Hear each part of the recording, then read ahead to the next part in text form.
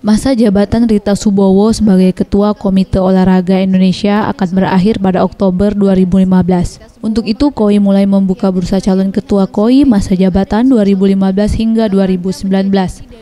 Salah satu yang akan masuk dan telah siap menuju ke bursa calon ketua ini, yaitu Ketua KONI Sumsel Muda Imadang. Hal ini ia ungkapkan usai berbuka bersama Panitia Asian Games 2018 di Jayakarta Daerah, Sabtu 4 Juli 2015. Kan pemilihannya masih lama ya, bulan Oktober gitu. Pak, artinya Bapak perlu kan menjadi ketua KOI itu bukan ditunjuk, tapi kan dipilih ya.